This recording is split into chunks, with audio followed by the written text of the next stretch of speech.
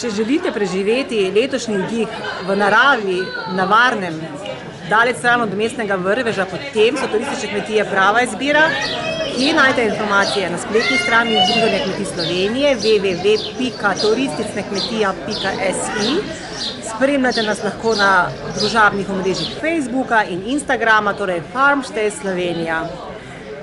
Na kmetijah je poskrbljeno za varnost gostov, upoštevajo vse ukrepe Nacionalnega inštituta za javno zdravje, tako da brez skrbi.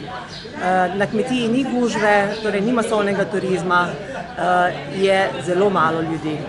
Torej rezervacije že sprejemate? Ja, in rezervacije že sprejemamo na kmetije z nastanitvijo in prisrčno dobrodošli, ker vsak letni čas ima svoje čare in tudi doživetja vas čakajo. To pomeni, lahko turisti že pridejo? Ja, tako.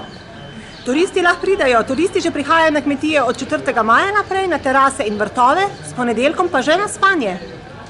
Aha, tako. To pomeni, se je pričelo. Tako, ukrepi se sproščajo in mi smo zelo veseli, da se vrača življenje, da prihajajo ljudje željni miru in domačih jedi, skratka in narave in druženja in tako naprej. Vas predvsem tem država kaj podpira?